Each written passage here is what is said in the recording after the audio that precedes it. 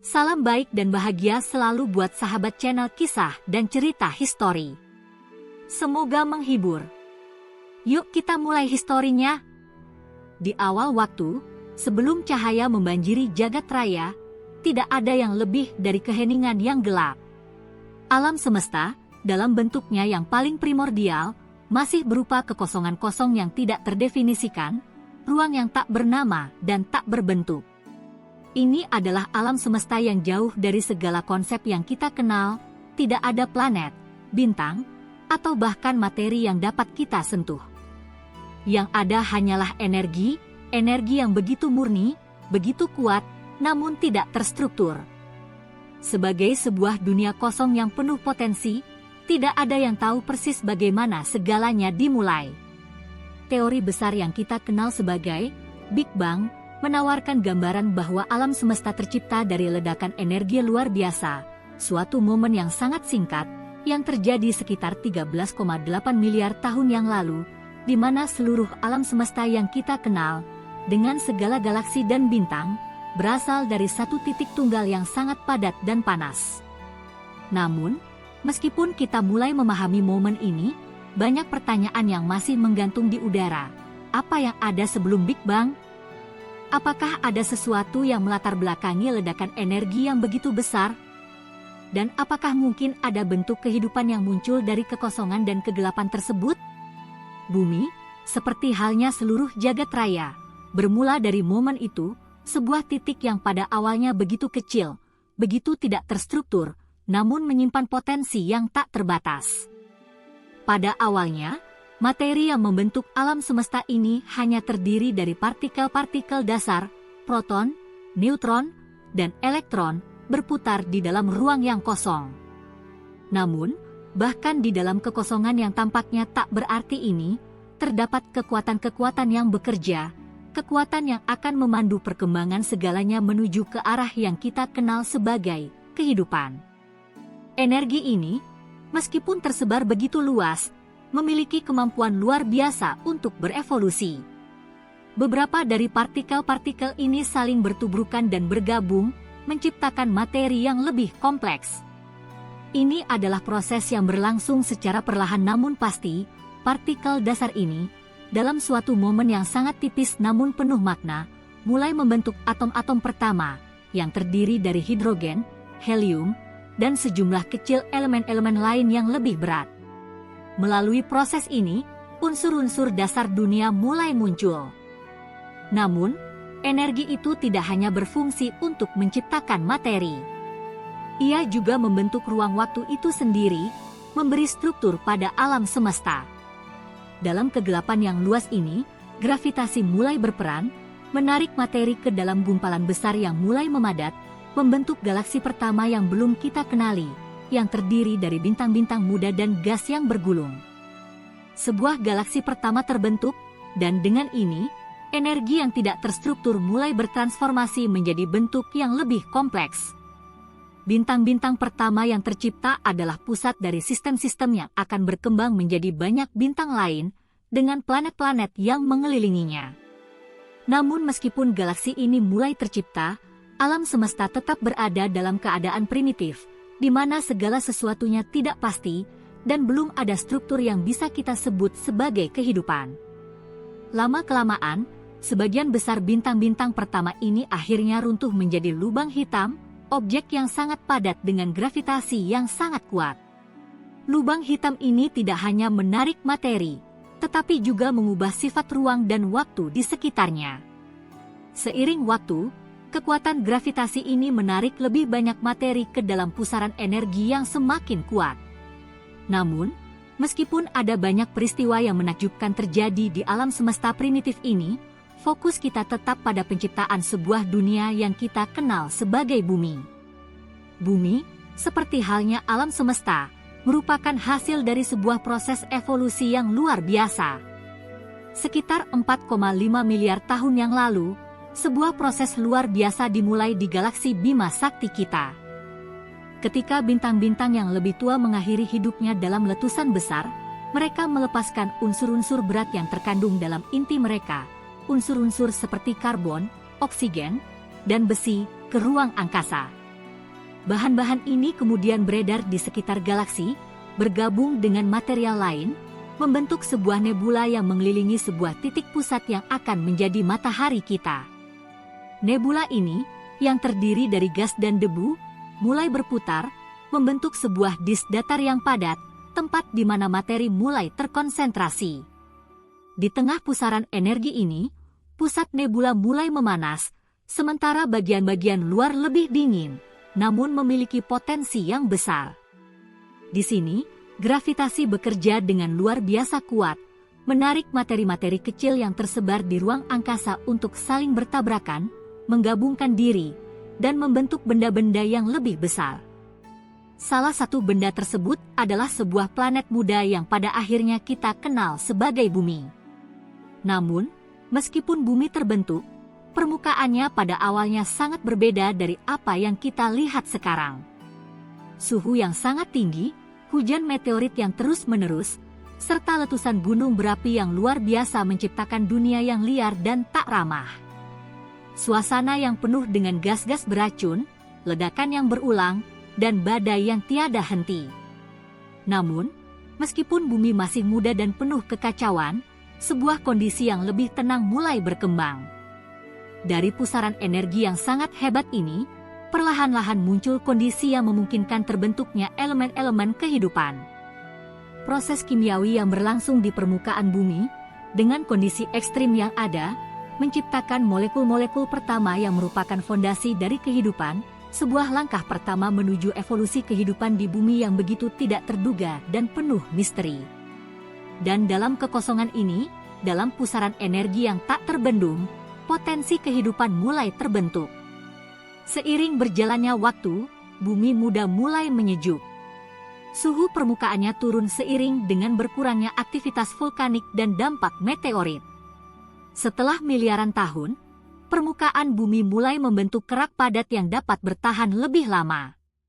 Meski atmosfernya masih dipenuhi gas beracun seperti karbon dioksida, metana, dan amonia, atmosfer ini menjadi lapisan pelindung yang memungkinkan kondisi yang lebih stabil di bawahnya.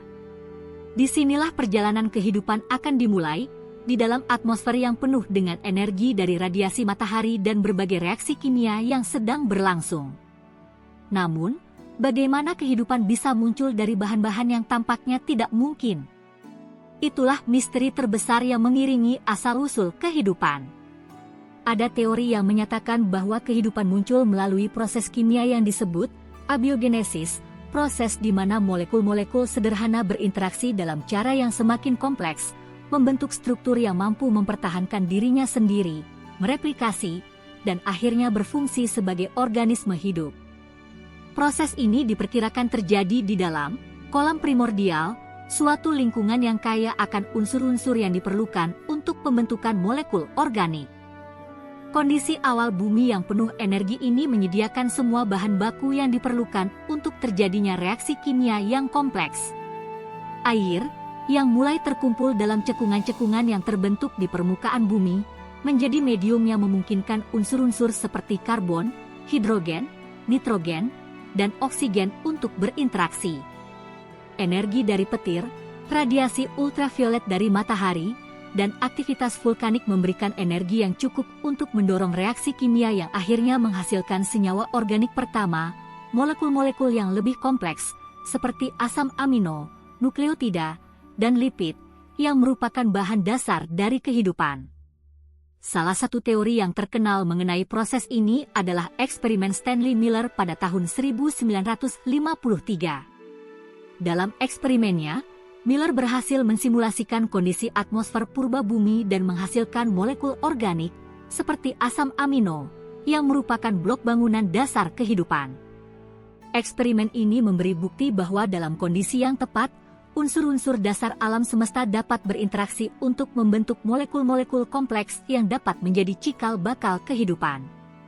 Namun, meskipun reaksi kimia yang menghasilkan senyawa organik terjadi secara alami, itu tidak cukup untuk menjelaskan bagaimana kehidupan benar-benar dimulai. Kehidupan membutuhkan lebih dari sekedar molekul, ia membutuhkan sistem yang mampu mengorganisir dirinya sendiri, mereplikasi, dan beradaptasi. Disinilah peran molekul-molekul kompleks seperti RNA dan DNA masuk. Teori mengenai asal-usul kehidupan yang melibatkan RNA, dikenal dengan nama hipotesis dunia RNA, mengusulkan bahwa RNA yang memiliki kemampuan untuk menyimpan informasi genetik dan berfungsi sebagai katalisator reaksi kimia, adalah molekul pertama yang muncul dan berkembang biak menjadi cikal bakal kehidupan. Pergeseran dari bahan kimia tak hidup menjadi kehidupan nyata melibatkan transisi dari struktur molekuler yang stabil ke bentuk yang lebih dinamis dan terorganisir, organisme pertama yang sederhana. Pada awalnya, kehidupan ini mungkin hanya berupa molekul-molekul RNA yang bisa bereplikasi dalam lingkungan yang kaya akan senyawa organik. Namun, dari sini, kehidupan mulai berkembang dalam bentuk yang lebih kompleks, bertransformasi menjadi sel pertama, yang menjadi unit dasar kehidupan. Sel-sel ini, organisme mikroskopis yang terdiri dari membran yang melindungi materi genetik dan struktur lainnya, mulai berkembang. Melalui mekanisme evolusi, sel-sel ini beradaptasi dengan lingkungan sekitar mereka, berbagi informasi genetik melalui replikasi, dan berkembang menjadi bentuk-bentuk kehidupan yang lebih kompleks. Kehidupan yang awalnya terbatas pada lautan, tempat yang kaya akan senyawa organik dan energi dari lautan dalam dan sinar matahari, mulai menyebar ke seluruh permukaan bumi. Namun, meskipun kehidupan mulai berkembang, proses ini tidaklah mudah. Bumi tetap berada dalam proses ketidakpastian yang tak terbatas. Ketika kehidupan mulai muncul, ada banyak tantangan yang dihadapi, salah satunya adalah kondisi atmosfer yang masih sangat tidak stabil. Pada zaman ini, banyak unsur beracun yang terus muncul, termasuk gas karbon dioksida yang melimpah, yang menyebabkan suasana bumi sangat tidak cocok untuk kehidupan seperti yang kita kenal sekarang. Namun, beberapa organisme pertama mampu bertahan dalam kondisi ekstrim ini, beradaptasi dengan ketahanan yang luar biasa. Kehidupan pertama kali muncul di lautan purba, tempat yang jauh lebih aman dari paparan langsung sinar matahari dan dampak atmosfer yang keras. Organisme pertama ini mungkin adalah mikroba sederhana yang memanfaatkan energi kimia, bukan cahaya matahari, untuk bertahan hidup. Proses fotosintesis, yang sangat penting untuk kehidupan di bumi, dimulai di sini. Organisme pertama yang dapat melakukan fotosintesis mulai menghasilkan oksigen sebagai produk sampingan, yang kemudian mencemari atmosfer yang sebelumnya kaya karbon dioksida. Perubahan kecil namun sangat signifikan ini dikenal sebagai peristiwa oksigenasi besar, menandakan transisi besar dalam sejarah kehidupan bumi. Oksigen mulai terkumpul di atmosfer, mengubah komposisi udara dan memungkinkan munculnya kehidupan yang lebih kompleks. Oksigen adalah elemen yang sangat penting dalam kehidupan, yang mendukung respirasi aerobik dan memungkinkan organisme untuk menghasilkan energi dalam jumlah yang jauh lebih besar daripada yang dapat dicapai oleh proses anaerobik. Ini membuka jalan bagi evolusi organisme yang lebih besar dan lebih kompleks, dan pada akhirnya memicu munculnya kehidupan yang lebih kompleks, seperti tumbuhan, hewan, dan kehidupan yang lebih besar. Namun, peristiwa ini juga membawa tantangan. Atmosfer yang kaya oksigen menciptakan kondisi yang sangat berbahaya bagi banyak organisme yang tidak siap menghadapinya. Oksigen adalah zat yang sangat reaktif dan dapat merusak molekul-molekul yang membentuk sel. Banyak organisme primitif punah akibat lonjakan oksigen ini, tetapi beberapa spesies beradaptasi dengan kemampuan untuk memanfaatkan oksigen secara efisien, yang memberi mereka keunggulan dalam bertahan hidup. Dengan berkembangnya kehidupan, bumi semakin dipenuhi dengan keanekaragaman bentuk kehidupan yang semakin kompleks. Dari mikroba di lautan hingga organisme multiseluler yang lebih besar, semua berbagi satu kesamaan, mereka berasal dari proses evolusi yang dimulai di bawah atmosfer purba yang kaya akan gas-gas beracun dan lautan yang penuh dengan energi. Namun, perjalanan kehidupan di bumi tidak berhenti pada tahap ini. Evolusi terus berlanjut, mengarah pada munculnya berbagai bentuk kehidupan yang lebih canggih. Begitu banyak energi yang terus-menerus berputar dalam siklus yang tak terhentikan, menciptakan dunia yang lebih kaya dan lebih beragam, dunia yang pada akhirnya memungkinkan kehidupan untuk meraih potensi luar biasa yang kini kita saksikan. Dengan munculnya oksigen di atmosfer dan kehidupan yang semakin beragam di lautan purba, dunia mulai berubah. Atmosfer yang sebelumnya kaya akan gas karbon dioksida dan metana mulai dipenuhi oleh oksigen yang dihasilkan melalui fotosintesis oleh organisme mikroskopis. Perubahan dramatis ini membuka jalan bagi bentuk-bentuk kehidupan yang lebih kompleks. Evolusi, yang telah dimulai dengan molekul-molekul kimiawi dasar, melanjutkan perjalanan menuju pengembangan organisme yang lebih besar, lebih beragam, dan lebih terorganisir. Seiring berjalannya waktu, lautan bumi yang kaya akan energi menjadi tempat berkembangnya organisme multiseluler pertama. Awalnya, kehidupan berkembang dalam bentuk yang sederhana, seperti ganggang dan plankton, yang dapat menghasilkan energi dari sinar matahari melalui proses fotosintesis. Namun, dengan semakin banyaknya oksigen di atmosfer dan di lautan, kehidupan yang lebih kompleks mulai muncul. Di sini, dalam pusaran energi yang tak terhentikan, kehidupan pertama kali mengambil langkah menuju bentuk yang lebih canggih, dari organisme yang hanya terdiri dari satu sel menjadi bentuk kehidupan yang lebih rumit, terdiri dari banyak sel yang bekerja sama dalam keharmonisan. Perubahan besar ini mengarah pada munculnya bentuk-bentuk kehidupan yang mampu bertahan dalam lingkungan yang lebih beragam dan menuntut lebih banyak energi. Organisme yang mampu mengubah energi kimia menjadi bentuk energi lain, seperti gerakan atau pembentukan struktur tubuh yang lebih kompleks, mulai muncul. Di daratan, tumbuhan pertama mulai menguasai dunia, mengambil alih ruang kosong yang sebelumnya dikuasai oleh lautan. Mereka menggunakan cahaya matahari sebagai sumber energi utama, dan dalam prosesnya, mereka menghasilkan oksigen yang semakin melimpah, membentuk atmosfer yang mendukung kehidupan yang lebih lanjut. Namun, tidak hanya tumbuhan yang berkembang. Kehidupan di daratan juga melibatkan evolusi hewan-hewan pertama yang memanfaatkan oksigen untuk menghasilkan energi dengan sistem pernapasan yang lebih efisien. Organisme ini, yang pertama kali muncul di dasar lautan, berkembang menjadi makhluk yang lebih besar dan lebih canggih, seperti ikan yang dapat bernapas di dalam air, dan kemudian amfibi yang mampu menjelajah ke daratan. Inilah langkah awal dari evolusi kehidupan yang semakin bergerak maju, melalui serangkaian perubahan dramatis dalam sejarah geologi bumi. Namun, perjalanan evolusi ini tidak selalu linier. Setiap langkah besar dalam evolusi kehidupan didorong oleh perubahan besar dalam lingkungan bumi. Aktivitas geologi, seperti letusan gunung berapi, pergeseran lempeng tektonik, dan perubahan iklim yang drastis, berperan besar dalam mendorong seleksi alam. Kekuatan alam yang luar biasa ini tidak hanya menghancurkan, tetapi juga menciptakan peluang bagi bentuk kehidupan baru untuk berkembang. Bumi adalah tempat yang penuh dengan ketidakpastian dan tantangan, namun juga kaya akan peluang. Salah satu peristiwa terbesar dalam evolusi kehidupan bumi adalah peristiwa kepunahan massal Permian, sekitar 252 juta tahun yang lalu, yang memusnahkan sekitar 96% dari semua spesies laut dan 70% dari spesies daratan. Kepunahan massal ini merupakan salah satu bencana terbesar dalam sejarah bumi, namun dari kehancuran ini, kehidupan kembali bangkit. Proses seleksi alam yang ketat memberikan peluang bagi spesies-spesies baru untuk berkembang dan mendominasi dunia.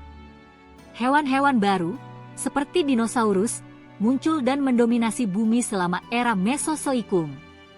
Meskipun sebagian besar dari mereka akhirnya punah sekitar 65 juta tahun yang lalu, peristiwa kepunahan ini membuka jalan bagi munculnya mamalia, yang pada gilirannya menjadi spesies yang mendominasi di era Kenozoikum. Dari sini, kehidupan di bumi semakin berkembang dalam pola yang sangat teratur. Setiap evolusi bentuk kehidupan baru menciptakan kesempatan bagi yang lainnya untuk beradaptasi dan tumbuh. Keanekaragaman hayati yang tak terhitung jumlahnya muncul, masing-masing spesies menyesuaikan diri dengan lingkungan yang mereka tempati, menanggapi tekanan seleksi alam dan memperkaya jaringan kehidupan yang ada. Namun, meskipun bumi penuh dengan kehidupan yang beragam, tantangan terus muncul.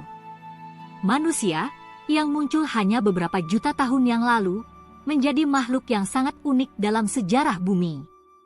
Diberkahi dengan kecerdasan yang luar biasa, kemampuan untuk berkomunikasi, dan penggunaan alat yang canggih, manusia mulai mengubah dunia di sekitar mereka dengan cara yang belum pernah terjadi sebelumnya. Tidak hanya manusia mampu mempengaruhi ekosistem lokal, tetapi mereka juga dapat mengubah iklim global, menyebabkan perubahan yang luar biasa pada struktur energi dan materi di seluruh planet ini. Disinilah kita berada hari ini. Dalam beberapa dekade terakhir, peradaban manusia telah berkembang dengan pesat, menciptakan teknologi yang mampu memanipulasi energi, materi, dan bahkan genetikanya sendiri. Namun, perjalanan kita belum selesai. Kehidupan yang kita kenal sekarang adalah bagian dari pusaran energi yang tak terhentikan yang telah berlangsung selama miliaran tahun, dan kita masih berada dalam proses evolusi yang berlanjut. Setiap pilihan yang kita buat, setiap perubahan yang kita lakukan pada dunia ini, mengubah cara energi beredar dan membentuk kehidupan di masa depan. Namun, kita juga dihadapkan pada tantangan yang tidak kalah besar. Ketika kita mengubah lingkungan, kita menghadapi risiko yang dapat menghancurkan keseimbangan yang telah terbentuk selama miliaran tahun. Pemanasan global, deforestasi, polusi, dan perubahan ekosistem adalah dampak langsung dari aktivitas manusia. Dalam banyak hal, kita menjadi bagian dari siklus evolusi ini, tetapi kita juga berada pada titik kritis yang dapat mempengaruhi arah selanjutnya dari perkembangan kehidupan di bumi. Kita adalah bagian dari kisah yang dimulai dengan keheningan kosmos, dengan energi primordial yang tak terhitung jumlahnya, dan berlanjut dengan perjalanan panjang menuju keberagaman kehidupan yang ada sekarang. Energi yang terus bergerak dan berkembang membawa kehidupan ke berbagai bentuknya, dan kita, sebagai manusia, memiliki tanggung jawab untuk memastikan bahwa kita tidak menghancurkan keseimbangan tersebut. Kehidupan di bumi adalah hasil dari miliaran tahun evolusi, sebuah perjalanan yang penuh dengan ketidakpastian, peristiwa besar, dan adaptasi luar biasa terhadap perubahan. Dunia yang kita huni hari ini adalah hasil dari pusaran energi yang telah bekerja tanpa henti, dan kini kita berada di titik di mana kita dapat memilih arah masa depan, entah untuk melanjutkan siklus kehidupan ini atau untuk mengarahkannya menuju kehancuran. Seiring kita melangkah ke masa depan, kita harus mengingat bahwa kita adalah bagian dari energi itu, sebuah pusaran yang tak terhentikan, yang terus berkembang, dan yang tak bisa dipisahkan dari alam semesta ini.